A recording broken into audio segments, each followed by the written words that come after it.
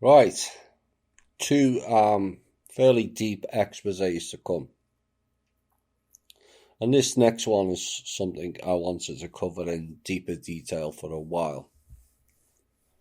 And for anyone who has watched Designated Survivor Season 1,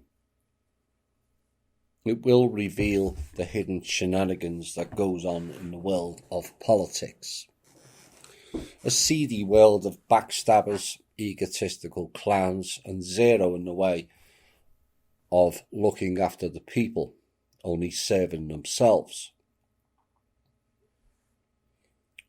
But it's what was left out of the narrative in that show that reveals the most, and likely who wrote that series, the CIA, as there was barely a mention of them in 21 episodes. And one of the most prominent ways to keep high-profile people in line is the use of blackmail. And the most common form is the sexual angle. And so we will delve deeper into some of the tactics used and also who is doing it. Now, sexual blackmail is a standard element of statecraft and organized crime. Individuals over which the deep states seek to control are either induced to voluntarily perform prescribed sexual acts or rendered insensible through the use of drugs and then framed.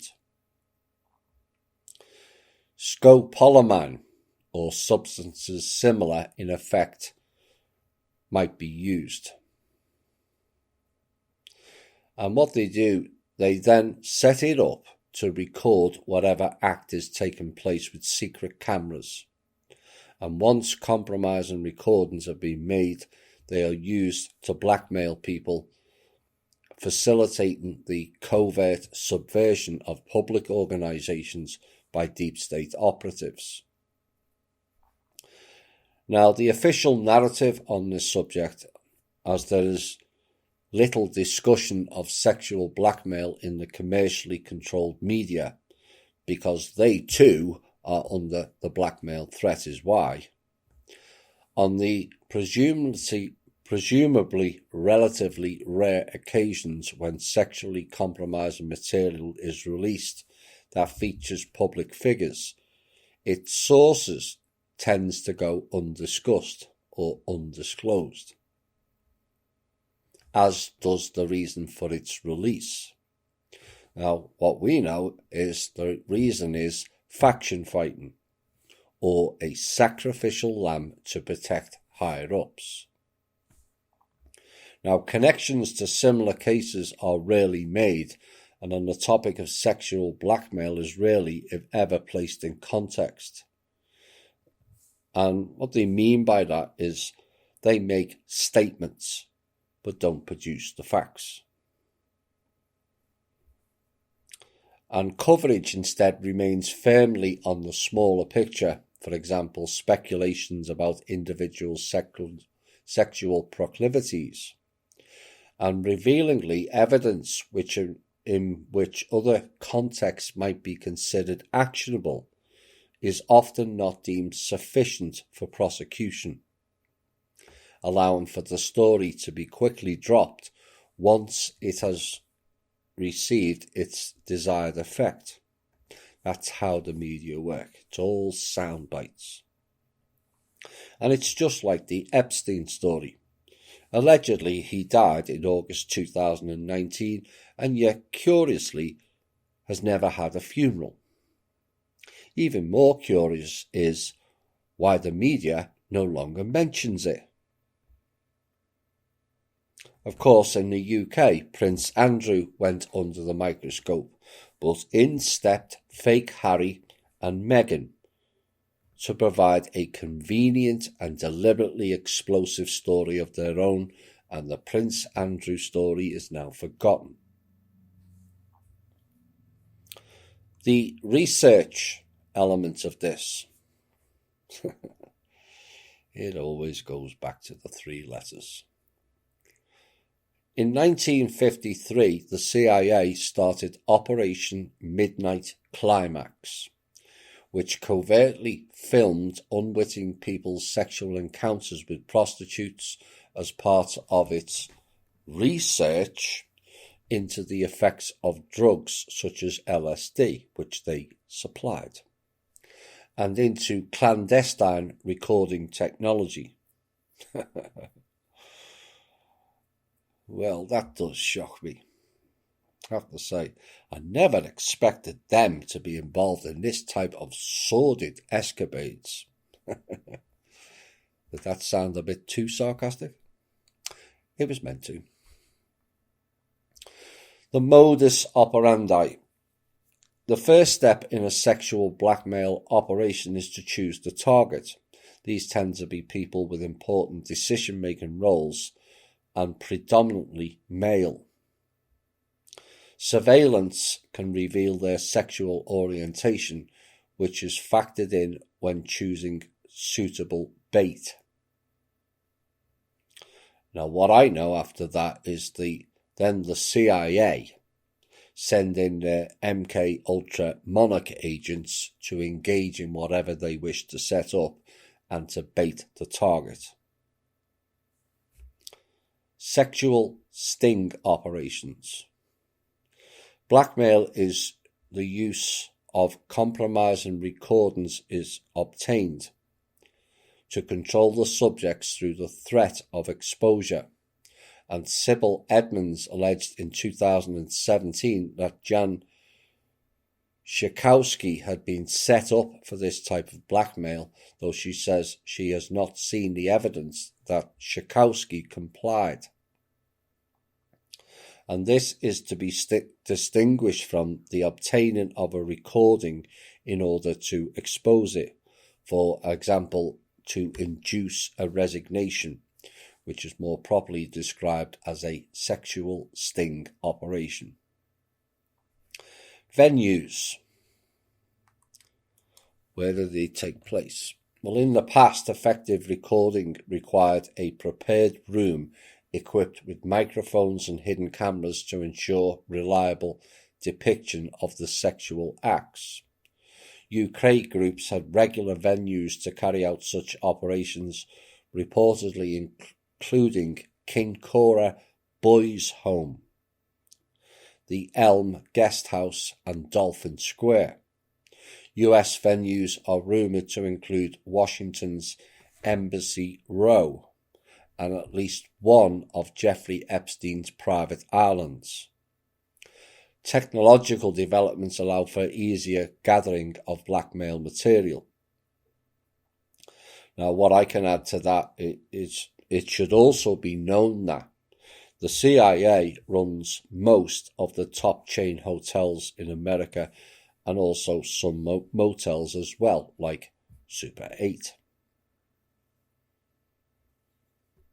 And Kim and I attended a top hotel for a meeting last year.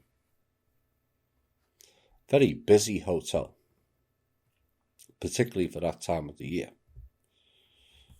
And the CIA cleared out the whole of the hotel to house the meeting for 2 days. There was no cars in the car park. None. There was hardly any staff, and the very few staff that was there were all agents. They think we didn't spot it, including fake tourist photographers trying to take pictures of us. First in the trees until I waved at him, and then behind walls and then curtains. Now, personally, I found it amusing. But these are the lengths they go to.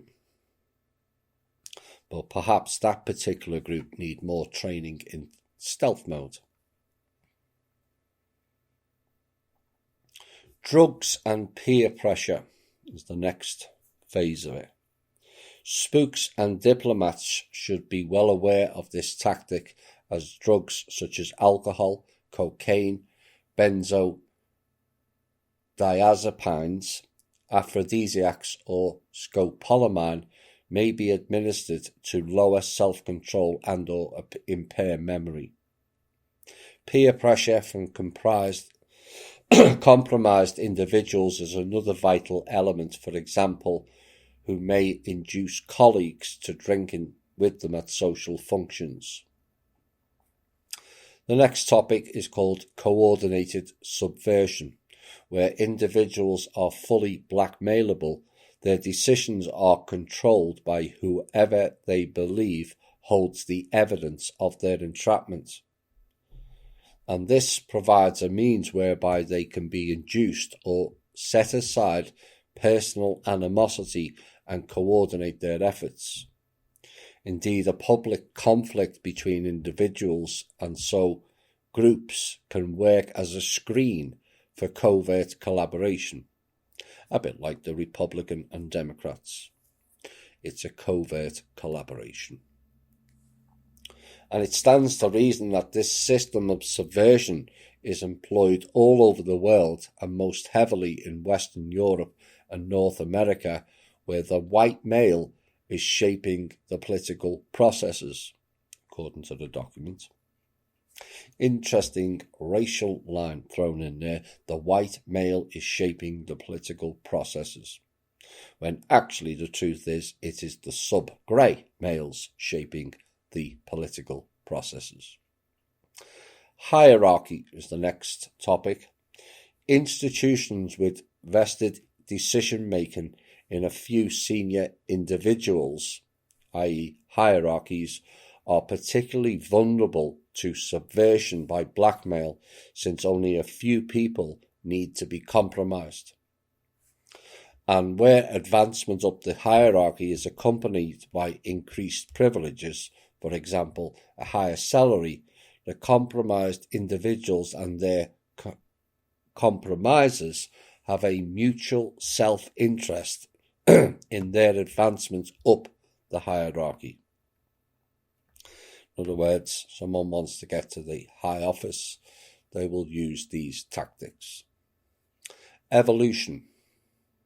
There are many different taboos surrounding sexual activity, so various forms may have been used for blackmail since time immemorial, and methods have evolved along with changes in sexual taboos and also recording technology.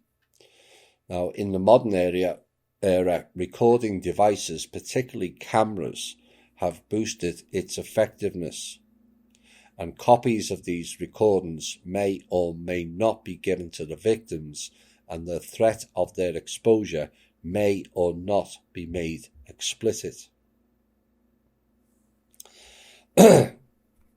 Now, the predominant use of the sexual angle is homosexuality, which used to be taboo and or illegal in many countries such as the UK and USA. And this is interesting when combined with the observation that certain institutions, particularly all male boarding schools, might almost have been designed to promote it. But what they're suggesting is all male boarding schools were designed to promote homosexuality. Now, some commentators have commented that various intelligence agencies have had or still have a culture of homosexuality. J. Edgar Hoover, for example, is widely suspected of being a homosexual and of having a 40-year marriage to his deputy Clyde Tolson. Now, spooks are not widely noted for their habitual following of laws. No shit, Sherlock. So one explanation for this culture of sexual criminalization might be the desire to use sexual blackmail to rein in members of these organizations. Now, the legalization of homosexuality rendered obsolete an accumulated stock of recordings of homosexual sex, and later operations instead switched switched to sex with juveniles and/or rape of children, both of which were largely staged events initially. And that is my opinion. I refuse to believe that most of Congress were pedos when they entered politics. It makes no sense. But the sexual coercion by intelligence agents, particularly the Five Eyes and the high-level Mossad operations, makes this practice far more common than it should be. And remember, nearly all of the porn industry is ran by elite Jewish owners. It's the perfect trap. So who were some of the practitioners? Well, J. Edgar Hoover became notorious for his use of blackmail, and a 2012 biography claimed he had the largest collection of pornography in history, which at the time was illegal and used in part for self-amusement and in part for blackmail purposes. And Hoover was reported to be mostly interested in nudes of famous people, and the FBI attempted sexual blackmail of the Reverend Dr. Martin Luther King. And during the 1980s, the Franklin child prostitution ring was partly exposed. The victims. Now, the nature of this tactic makes it hard to assess the number of individuals involved, either as victims or in the business of entrapment. And it seems a fair assumption that the majority of those who are entrapped never reveal publicly that they have been subject to clandestine control. Just the suggestion that they've got videos is often enough for people to fall into line. And it often happens only after people's death does it emerge that they were being blackmailed. Exposure of this, the late Mark Minnie co-authored a book about a pedophile network connected to the South African deep state, and many have partially exposed Hollywood VI pedophiles over the years, including Corey Feldman, Isaac Cappy and Tracy Twyman. Cultural references. Final piece. Sybil Edmonds has been subject to various legal structures intended to limit her public disclosure of information, and the tactic of sexual blackmail features prominently in the plot of her roman à clef, The Lone Gladio. Interesting title, Gladio. That's intelligence agencies, particularly the CIA and the P2 Lodge. But this is an example of the seedy, shadowy underworld tactics that runs rampant through all governments, military and positions of power on all levels. And this is the reason why nothing ever changes, due to these clandestine intelligence agency operations who by coercion and deceit practically run every government on this planet. And this is why I came up with a solution to this wide and deep-ranging problem last year. Because for things to progress, these tactics have to be exposed and also stopped. Now this next expose before the music break, and then the final piece tonight, is peering into a group that spends all day and night peering into our lives, the NSA. The National Security Agency is a notoriously secretive US intelligence agency nominally responsible for signals intelligence, SIGINT, and information assurance, AS being the operative word. And it became infamous in 2013 after the commercially controlled media gave prominence to Edward Snowden's revelations about its mass data collection programs. The Washington Post reported in 2018 that it has suffered from poor morale and lost many of its most capable employees since 2015. So what is the official narrative? Well, the NSA promises on its website to, quote, protect national security interests by adhering to the highest standards of behaviour. Really? The reality is, most people think protect national security interests is related to the country. It's not. It is related to protect the high-level corruption that is going on in all intelligence agencies, as the last article revealed. And their website also states, your data, if you have nothing to hide, you have nothing to fear. Touché, NSA. Never mind hiding behind the National Security Act. It should work both ways, given the American people fund your salaries. Because if you have nothing to hide, you also have nothing to fear. So perhaps you should throw open your doors to the American people so we can see what you're doing. Problems. The NSA is so shrouded in secrecy that there is no way to know what it is doing, never mind to check its claim to adhere to the highest standards of behaviour. Yes, the highest standards of bad behaviour, by all accounts.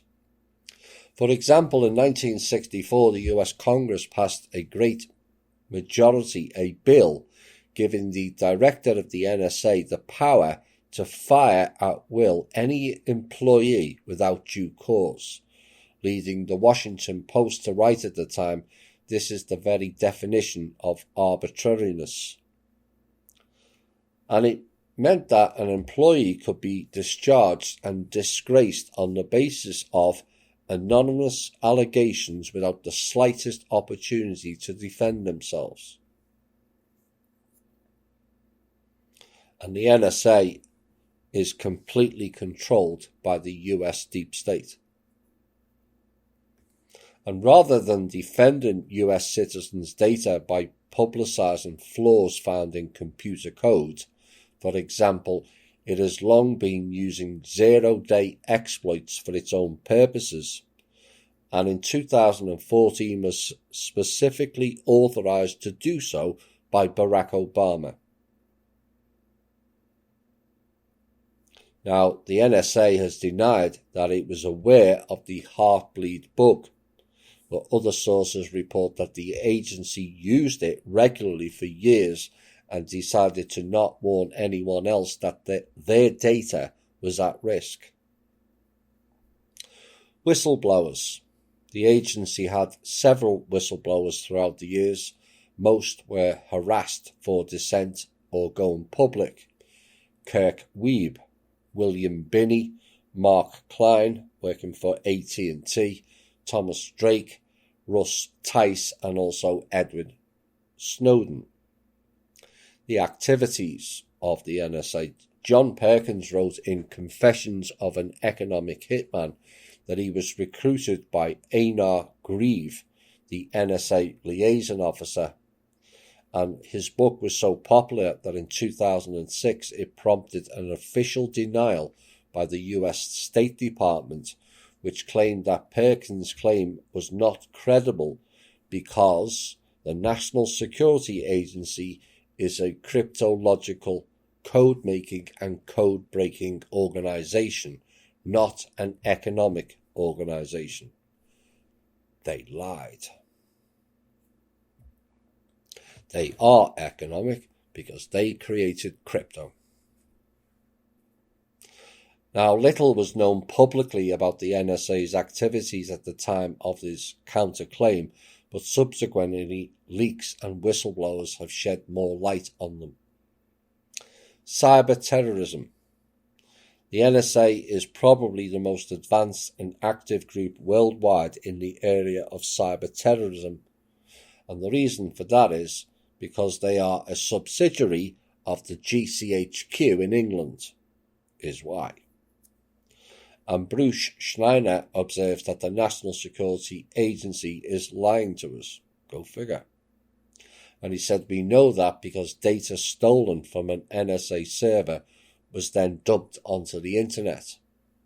And the agency is holding information about security vulnerabilities in the products you use because it wants to use it to hack other computers. The reality is Bill Gates and Microsoft installed those security vulnerabilities at the behest of the intelligence agencies. And the reason they do that is the NSA and CIA invented encryption, like we mentioned earlier, and installed backdoors in all of them, including in the White House, including in Langley's own offices, because the other faction installed their version, you see. And they also created cryptocurrency. You know, the same currency alt media people are stating will get around the system. Yeah, right. Stuxnet. The Stuxnet virus was the first piece of malware proven to be an NSA production. Oops. And in the 2016 film 0 Days, quotes an anonymous source that this was developed in concert with Unit 8200. Oops again. And that if it had not been modified by Unit 8200 and released into Iran in this form, it might never have been detected. Now, Stuxnet was also used by ISIS, which is Israeli Secret Intelligence Service, on Fukushima in Japan 2011. The Unit 8200 we have covered in the show, and it is best known for its cyber offensives against other governments and is advised by former top and current officials in both the Israeli military intelligence and also the CIA. The 8200 unit is an Israeli intelligence corps unit responsible for collecting signal intelligence and code decryption. Other malware. The NSA created malware, some of which was published by the group Equation Brokers, and was compromising security of a lot of Microsoft Windows users. Wasn't compromising at all. Bill Gates was in on it. Cyber espionage. The NSA, or perhaps Unit 8200, is reckoned to be the world's leading developer of cyber espionage tools, a realization which has gained traction particularly since the Edward Snowden affair. And documents released by Snowden, who's part of a faction, I might add, have pointed the NSA's close collaboration with GCHQ. It's not a collaboration, they are a subsidiary. And in 2015, multiple revelations gave insight on the NSA's cyber terrorism capabilities. In March 15, Kaspersky Lab revealed details of the Equation drug cyber espionage platform, which resembles a mini operating system due to the use of kernel mode and user mode RNA. I added the RNA, components which interact with each other via a custom message passing interface. Does that sound familiar? A mini operating system due to the use of kernel mode and user mode components which interact with each other via a custom message passing interface.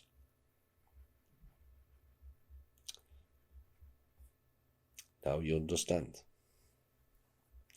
Over 100 plugins are suspected, and the existence of Windows 9X modules suggests that it may well date back to the 1990s.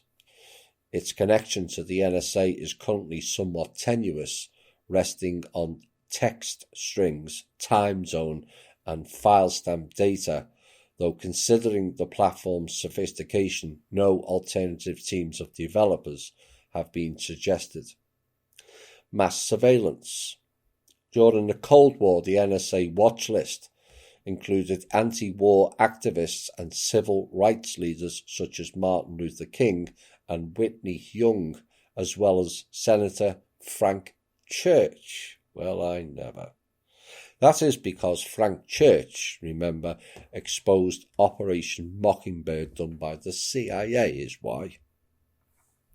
And the National Security Agency has for years controversially collected the call records of Americans from cell providers like AT&T and Verizon, which owns TechCrunch, despite the questionable legality. Technological. The NSA's mass surveillance is facilitated by decades of work for using a variety of techniques to insert backdoors and other weaknesses into security products and protocols. And a person said, I worked with the NSA on the design of a secured version of the internet, but we used classified security technology at the time, and I couldn't share that with my colleagues. And he said, if I could start over again, I would have introduced a lot more strong authentication and cryptography into the system. VintCerf, VINTCERF,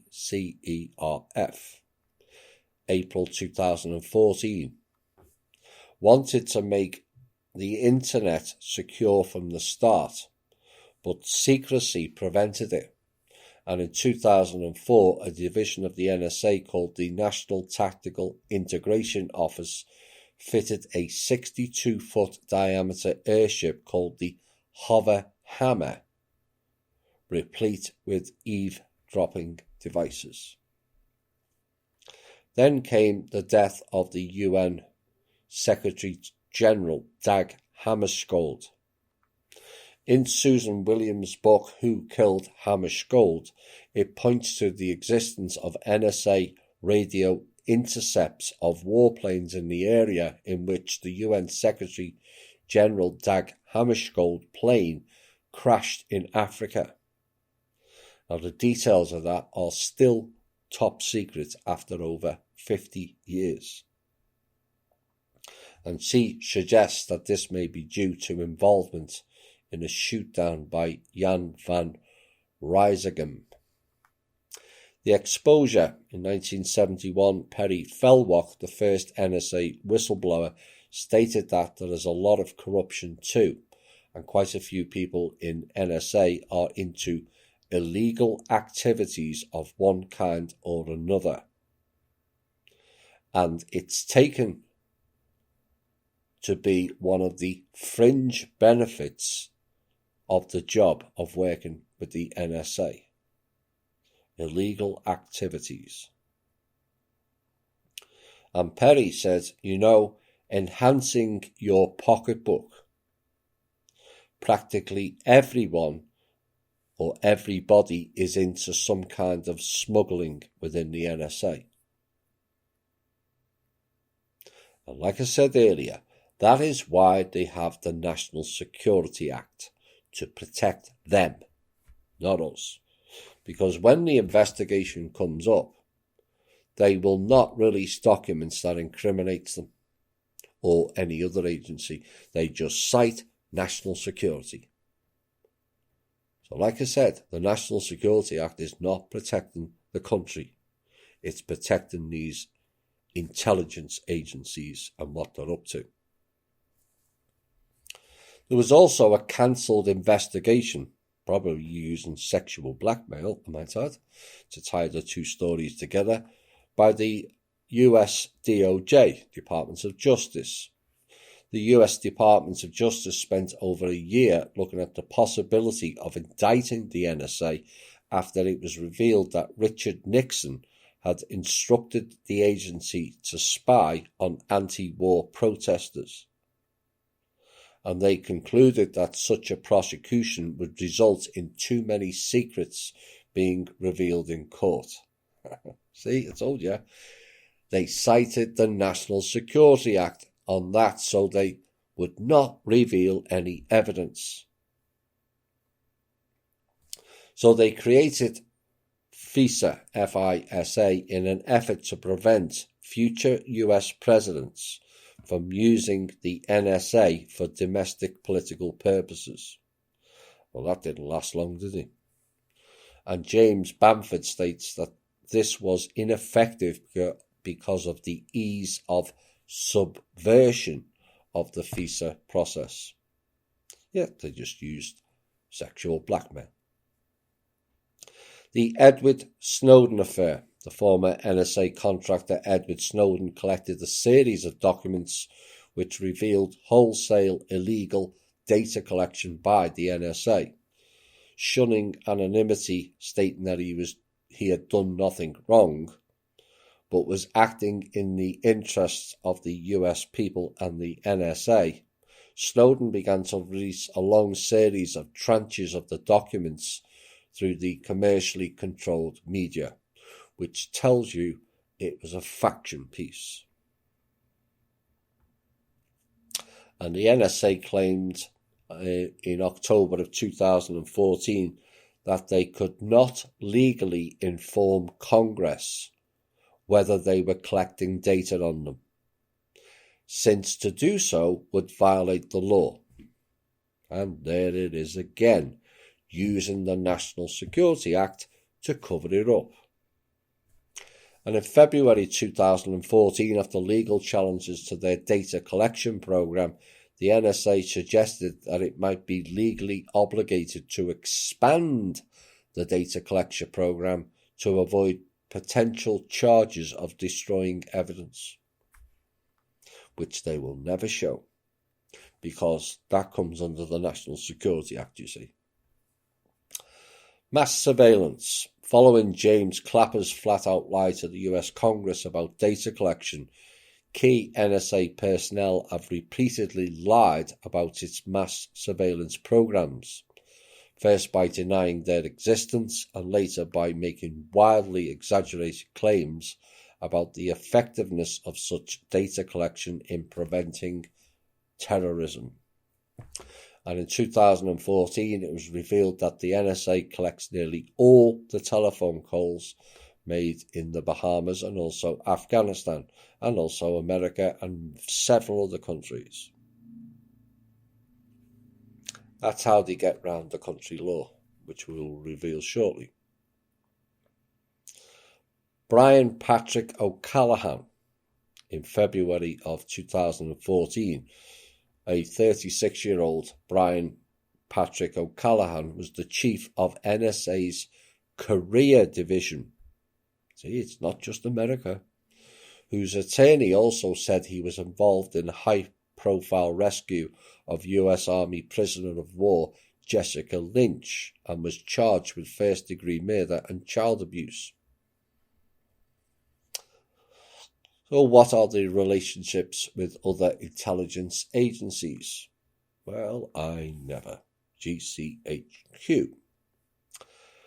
The NSA has had long and particularly close links with the British counterpart GCHQ, and in the early 1980s it was suggested that the relationship between NSA and GCHQ is stronger than any between the NSA and any other American intelligence agency. Why? Because they're working together. And this relationship does not prevent the NSA spying on the UK. And here's why. They all spy on each other's countries to get around the country laws, is how it works. So the NSA will spy on the UK because technically under UK laws, the GCHQ can't spy on British people. But the NSA does and can, and then gives the information to GCHQ. That gets around the laws. So GCHQ then spies on Americans and gives the data to the NSA. Mossad spies on everyone and seem to be under no country mandates of being allowed to do that in that country, which is not a surprise. So that's how it works. And according to Howard Teicher, the former Middle East director of the US National Security Council, the NSA monitored Britain's Al-Yamamah arms deal with Saudi Arabia from its base in Menwith Hill in Yorkshire. A deal in Saudi Arabia from its base in Yorkshire. But the NSA is an American company. See how all interlinked it is. Japan allowed the NSA to maintain at least 3 bases on its territory and contributed more than $500 million to help finance the NSA's facilities and operations. In return, NSA has kitted out Japanese spies with powerful surveillance tools and shared intelligence with them, although continuing to spy on Japanese officials itself. And there you have it. This song is highly appropriate. Low life in high places, indeed. And there you have it. Another deep dive and show of revealings of the hidden world. And some may feel things are getting worse. Trust me, they're not. They are getting better. Because now we know, and now we are exposing their seedy games. And this is called bringing it into the light. And if many start shining the light, the dark cannot handle too much light, remember.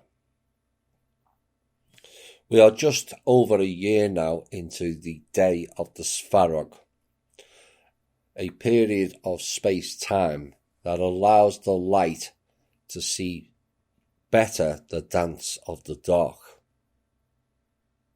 expose them and remove them and their programs.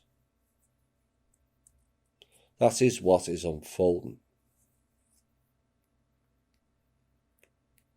Now, there's been a number of issues that has evolved within state and country groups, including one ongoing, it seems.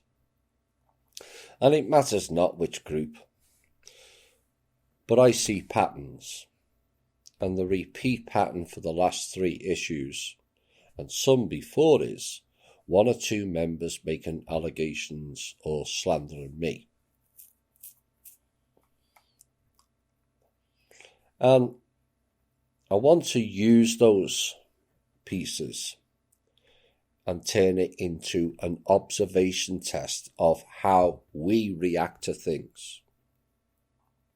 And old programs runs deep of covering up errors that have been made. And what follows is not an adult-based questioning of the allegations or why they were made to begin with, but a total silence. But then 1 or more people come to me with concerns and or in support of me, and I address the issues to the group, and lo and behold, The ones who supported me, not the people making rogue allegations, are removed. The focus shifted from the person making bogus allegations to who is the leaker in the group. And this is important to understand and grasp. It is the classic sleight of hand, where the focus of wrongdoing or errors of judgment is led away from a person or group. And once that doesn't work, people look for a scapegoat for their own errors or wrongdoings. But it'll keep happening again. Why? Because the core issue was not addressed. Or until the group runs out of scapegoats. Now, the old programming in us all made people terrified of making a mistake. So they end up doing nothing and seek the saviour programs. And we have to break that barrier down. It is okay to make a mistake. What's not okay is to cover up that mistake, which then leads to several other choices, none of which turn out to be right. Why? Because the original error was not corrected. The simplest and least energy used is to put your hand up and say, I made a mistake. It's just 4 words. Yet why is it so difficult for so many people to do?